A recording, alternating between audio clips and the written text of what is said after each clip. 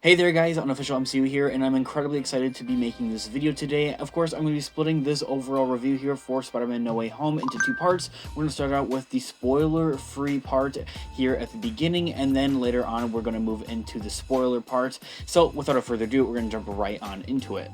As I had just mentioned, starting out here with a spoiler-free review of Spider-Man No Way Home. If you have made it to this point, I'm talking we're like nearly 5 days in after this film has come out into theaters for everybody. Of course, depending on where you are. I have been hearing a few theaters have been shutting down here and there because of COVID-19, which is very unfortunate. But if you still haven't seen Spider-Man No Way Home, the only thing I really have to say for you is, what are you doing? What have you been doing? Go see it already and then come back. I think it goes without saying, it is definitely an amazing movie. It's literally taking the internet by storm. Every app that I go into, whether it's Reddit, iFunny, TikTok, Instagram, Twitter, it's something about Spider-Man No Way Home, and that there honestly is such a great feeling to see how many people are coming together for this film. And honestly, if that doesn't say enough for you, what are you doing? Go see Spider-Man No Way Home already. It is quite a cinematic masterpiece. It's something you don't want to miss out on, especially with all this hype going around here. So without further ado, we're gonna jump into our more spoilery type of review here and talk a little bit more in depth here about Spider-Man No Way Home. This is something I and a lot of other Marvel fans have been waiting to talk about, is the actual movie itself, is seeing the actual movie itself. And we have come such a long way and waited such a long time. And I did just make recently a predictions video here on my channel here for Spider-Man No Way Home. You guys should also check that out, and I'm probably going to go over that as well in a separate video to see how many of those predictions and theories, speculations that we did actually get right here. So this year, consider yourself warned. We're now moving into our spoiler review of Spider-Man No Way Home. So with that, the spoilers are going to be beginning in 3, 2, 1. Oh my gosh, where on earth do I actually begin? Toby and Andrew are actually in this film, guys, and I'm just speechless. I was honestly speechless. Like, the rest of the movie after I saw Andrew and Toby come in were honestly just a blur to me, because I was in such an emotional state of just sitting there and crying my head off. I don't even know. I don't even know. The rest of it was honestly just like a blur to me, to be honest. And it doesn't even really stop there. We also got our first look at Matt Murdock, played by Charlie Cox, Daredevil, in the MCU. And I'm not gonna lie to you, I've seen a lot of audience reaction videos on people reacting to Matt Murdock and Daredevil making his appearance into the MCU. Some of those reactions were honestly kind of dead, except for mine. I was pretty hyped. My reaction at my theater was very, very hyped. There was a lot of people that were cheering and clapping, and that's honestly something that I really die for when it comes to these Marvel movies as a whole, is when these audiences react to this type of stuff and they're applauding and they're excited to be here. It's just a bunch of random strangers in a room, and we all have something that we share in common for those 2 hours when we're watching these films, and it's honestly a really, really special bond and for the Marvel community as a whole. Aside from those pretty much big 3 things right there, having Andrew Garfield making his appearance in Spider-Man No Way Home, having Tobey Maguire in Spider-Man No Way Home, furthermore, something else that came honestly as a really big surprise for me, aside from having these characters in this overall film, because honestly, and a lot of other people actually were talking about this as well, but a couple days before they actually went to go see this film, they honestly just kind of started losing all hope and dying wishes here, essentially, for any of these rumors and any of these characters actually to pop up anywhere or play any type of significant role within this upcoming film. And that honestly made it a whole lot more special, I feel like, in a weird way, kind of like, oh, it actually did happen. When you're doubting yourself for something to happen and then it actually happens, it just makes it a whole lot more hype.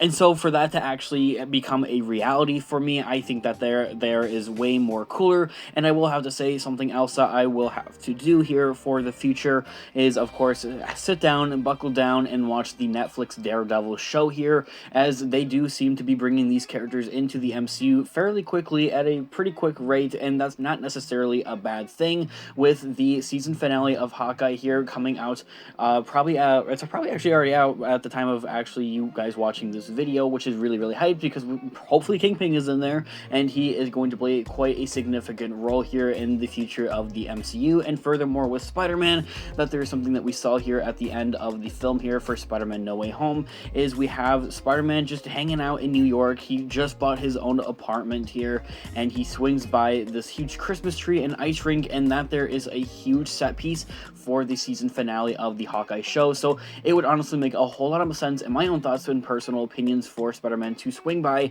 and lend a little bit of a hand here for Hawkeye and Kate Bishop here, especially if it's Kingpin. Kingpin and Spider-Man have a lot of correlation when it comes to the comics. I mean, they're kind of hand in hand. This is something that we do see in the Spider-Verse, and this is something that I would like to see in the big screen. I really have enjoyed the way that they have handled it. However, with Daredevil versus Kingpin, and Daredevil and Kingpin kind of being those two guys, kind of like Kingpin is matched up villain here for Daredevil, if that makes any sense. I honestly have like no complaints, honestly, for anything on Spider-Man No Way Home. It was executed absolutely beautifully. I love how they actually saved Tobey and Andrew for the final film. Those complete interactions are just something incredibly special, incredibly different than we've ever actually seen. I feel like in any type of media. This is honestly one of the biggest films in the cinematic history as a whole. As you guys can see, it's not only breaking pandemic records, but it's breaking global records. It's up there as the highest grossing film opening weekend here, all the way up there with Avengers Endgame, guys. It is insane how great this film is doing in the box office, and that isn't just it, that there is something honestly completely different for how it's performing in the box office versus the audience reaction. I feel like the audience reaction for this overall film has really taken the internet and fans by storm here, and it's good. It's a good thing, don't get me wrong, but it's something that we're also kind of starting to see as a little bit of a bad thing on a little bit more of a serious topic. And yes, I know it's a little bit awkward, but fans are legitimately becoming depressed after watching this film. They just don't know what to do, and unfortunately I feel like I might fall underneath that category a little bit. It's not that I've necessarily been depressed, it's not a call for help or anything like that. This is something that happened after Avengers Endgame, but when you look forward to something for the last 9 months, for instance for Avengers Endgame it was an entire year, but when it comes to this film, I've been following every single plot, detail, rumor, everything about Spider-Man No Way Home for the past 9 months, and for it to finally happen and all of this crazy stuff becomes true and it actually happens. We have Andrew in the film, we have Tobey in the film. There's even talks for Andrew to reprise his role in future Marvel and Sony content, such as The Amazing Spider-Man 3, as Marvel fans are starting to campaign for that. That's something I'm going to talk about in a separate video. But yeah, it's kind of real and it's out there. We're seeing fans kind of like opening up about this and talking about like, I have nothing to do. Like my entire life has revolved around Spider-Man and Spider-Man No Way Home for like the past 9 months, and it's finally happened and it's finally here, and they just don't have anything to do anymore, and they're just like depressed almost, and it's kind of depressing. But at the same time, it's also just a whole flood of emotions at the same time, of happiness and just tears of joy, all at the same exact time. For me, as I had mentioned, this was kind of my scenario when it came with Avengers Endgame. I was just like completely, I don't even know, not helpless isn't the word, but I just didn't know what to do with myself.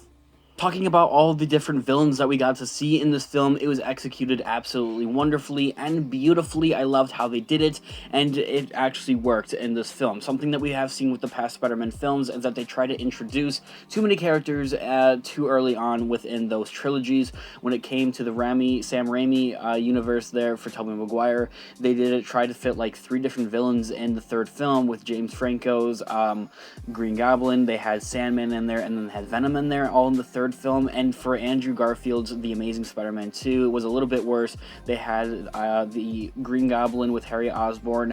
They had Electro in there as well, and then they also had Rhino in there. It's just kind of, you're throwing too much into one movie, you're trying to stuff too many things into one film, and it just doesn't necessarily check out, it doesn't necessarily work. However, for when it came to No Way Home, it was explained absolutely beautifully how they were able to bring in all of these different characters into one single film, and it was executed absolutely beautifully. And how can I even lie to you guys? I can't lie to you guys. I was really worried on how they were going to be able to pull this off. That's in the terms of when it's talking about how they would actually have enough time to bring in all these individual characters, because honestly, let's face it, a lot of us, whether you're a Star Wars or a Marvel fan, when it comes to these films and you're comparing them to the TV shows that we have been watching off of Disney Plus that go on for weeks and weeks and weeks off of end, compared to when you're trying to stuff everything into 2 hours, 2 hours and a half, in this case, it's kind of like like a time crunch type of thing here, and they don't have a lot of time to necessarily tell this entire story to the extent of in-depth that we see in these Disney Plus shows from Marvel. It's being said by many other Marvel fans out there that this isn't just the best Spider-Man film out of any of the Spider-Man films that we've ever seen compared to Tobey Maguire, Tom Holland, or Andrew Garfield, no matter who it is, but it's also being said to be one of the best superhero films of all time, and honestly, I might have to stand by that. I mean, when comparing it to Star Wars, when it often comes to Star Wars, one of the best Star Wars movies that a lot of people agree on is that being Revenge of the Sith, and in this instance, it honestly is Revenge of the Sith, except in this instance, it's going to be Spider-Man No Way Home for Spider-Man films, and I think also superhero films alike as well. This is definitely fitting underneath that same tier. It is definitely way up there, and it's going to go down in history. It's breaking records, and it's doing it all. I love the subtle reflections and callbacks to the other Spider-Man films as well, with Tobey Maguire and Andrew Garfield as well. A lot of those were also caught, and unfortunately, yes, I was extremely careful. I was off social medias. I only logged into YouTube one time to pull up a little bit of music, lo-fi. I really enjoy it when I'm studying, of course, and in my recommended videos, somebody had posted a spoiler. It wasn't even in the necessarily thumbnail or anything, it was simply in the title, and I don't even know why. I just read it, and that was that, and it turned out to be true, and yeah, that's that. It can't really go back in time necessarily, at least in this universe, and no complaints on it because it was such a tiny thing, but it was Tobey Maguire apparently complaining about his back in Spider-Man No Way Home, and that there's one of the callbacks to Spider-Man 2, 2004. All of the villains as well. I mean, I know I was going to talk about them, and of course I get a little bit sidetracked here. Let's start with Green Goblin. He's absolutely freaking terrifying in this film. He was... oh my god, Willem Dafoe is 66 years old, and he agreed to return for this film under one condition, and that would be so he could do his own stunts, and they let him do his own stunts in this film, and oh my god, guys, I don't normally curse on this channel, but he was fucking terrifying. After the death of Aunt May, things really begin to go downhill and then uphill with the entrances of the other two Spider-Men, and everything starts to check out. But from that point on, the rest of this film, I was at the edge of my seat the entire flippin' time. I absolutely love Willem Dafoe in anything he does, whether it is Marvel in Spider-Man 2002 with Tobey Maguire, if it's Boondock Saints, I absolutely love him in that film, and to see him return here in Spider-Man No Way Home into the future of Marvel potentially as well. He is an incredibly talented actor, and I'd love to see him in more upcoming films. A lot of people are also wanting to see him in some type of Joker role here in the near future for DC. Moving on, Doc Ock is absolutely wonderful in this movie as well. I just absolutely love his interactions between Tobey Maguire and him. I think it's very wholesome and extremely amazing that he was able to team up with the Spider-Man in this film, and to an extent, in a way, is something I really enjoyed. Same thing goes for Sandman and the Lizard. The Lizard was mediocre. I honestly think, personally, he was honestly at the bottom of my list for all 5 of the villains that we got to see in this film, and that's honestly okay. That doesn't necessarily mean he was bad or anything. And then there was Jamie Foxx and his return as Electro. I absolutely loved him, and I wish, the one thing I would have probably changed is the final duel, not duel necessarily, but the final battle there when they're at the Statue of Liberty. I wish that they played the Electro theme for that scene there when they're all standing off right there. I think that would have been extremely, extremely cool because it's such a cool theme. I honestly really love it. And personally, I am glad that they decided to go and not necessarily do a 6th member here for all these villains here. So in that matter, it wouldn't be necessarily be a Sinister Six, and that is something that they can save for the respected MCU universe and the 313 Earth. And honestly, that's something that makes me extremely happy because it's something to look forward to with the future of Marvel and the future of Spider-Man. Now, something that we do know and something that I'm yet to talk about here necessarily on the channel is that Sony and Marvel do plan to do another trilogy for Spider-Man with Tom Holland, and it would be a perfect opportunity to bring back Vulture and Scorpion and have the entire Sinister Six team up and go against Spider-Man in the near future here, which is something I think would be extremely awesome. Something else that I plan to talk about in a future video would be the mixed emotions that Tom Holland is going through pretty much essentially here with his role and future of playing Spider-Man. He doesn't want to play Spider-Man by the time he is 30 years old. I think he's around 23 as as of right now. So yeah, we have a little bit of time, but we don't really have necessarily too much time, and it feels like honestly every other day reports are reporting something completely different on his opinions for Spider-Man, whether or not maybe it's just he's a hot topic as of right now with Spider-Man No Way Home being out. As of right now, they kind of want to capitalize on talking about Spider-Man and anything that might involve Spider-Man at that. It's kind of weird, but I'm just kind of gonna jive with it and roll with it, and something I'm going to cover in a separate video. This video is necessarily completely all about Spider-Man No Way Home. Furthermore, an interesting idea and fact that I did learn about Spider-Man No Way Home is the idea that this film was initially intended to be marketed as a Civil War movie between Spider-Man and Doctor Strange, as in all the trailers would be essentially show all the fight scenes between Doctor Strange and Spider-Man, and completely keep all the villains and everything else just a complete total secret. And that would have been interesting, but I don't really necessarily think it would work, so I'm glad that they were able to market it in this type of manner. I mean, of course, I could go on and on about this film. There's simply just so much to say and so much to take in, and something that I'm still taking in. I was able to, and lucky enough to get tickets to see this film on opening night here in the United States here, that being December 16th, actually. So I got to see it a little bit of a day early, technically, which I think is very, very cool. And I'm very blessed and lucky to be able to see it when I got to see it, of course, with my entire family. I'm very thankful for all of that.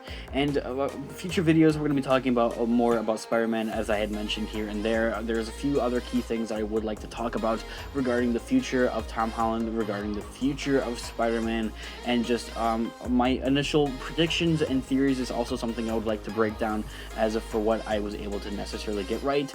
The final thing I want to talk about, of course, is Venom there in the post-credit scene. I'm gonna be honest with you guys, aside from maybe adding the Electro theme song in that final standoff there, the final battle, the only other thing I might have changed would have been maybe the introduction of having Miles Morales and his introduction here into the MCU with a post-credit scene instead of having Venom. I thought it was a little lame, but it kind of grew on me, oddly enough, actually, because now it's kind of giving me something else to look forward to, and that there being Venom making his way technically into the MCU. And then also the second post-credit scene, honestly, probably felt a little more wasted than that first one, kind of looking back on things here. As I had mentioned, that first one with Venom pretty much grew on me. I really honestly though am kind of torn, because I don't really want anybody else to play Eddie Brock in the MCU, because Tom Hardy is just such an amazing actor. I really can't think of anybody else portraying him, especially in the MCU. That second post-credit scene, it was cool to get our first look here at Doctor Strange 2 in the Multiverse of Madness with its first official trailer here. Evil Doctor Strange coming into the MCU here from the What If series is what it looks like. I'm going to be breaking that down also in a future video, so make sure you guys are also staying tuned for that. Don't get me wrong, it's definitely cool that they attached it towards Spider-Man No Way Home, especially seeing that Doctor Strange was able to play such a prompt role here within this film here, of course, but I honestly wish that they had something else more or less connecting to Miles Morales. However, we did get a mention of Miles Morales, a Black Spider-Man, coming from Jamie Foxx's Electro in this film as well, so that there was also pretty cool. I really can't wait to see what the future holds. This was an absolutely amazing ride, guys, and thank you guys so much for joining me on it. Thanks for supporting me on all my social media platforms. It means the absolute world to me, guys. Let me know your thoughts and opinions down in the comment section down below. Let me know your full, honest review and thoughts and opinions on Spider-Man No Way Home, guys. Guys, what did you think about this film? Let me know your thoughts and opinions in the comment section down below. Drop a like in the video if you did enjoy it, as it really does help with the channel, and check out our Instagram, Unofficial MCU, for more Marvel-related content. Guys, thanks so much for watching today's video. Of course, remember, with great power comes great responsibility. I'll catch you guys in the next one. Peace out.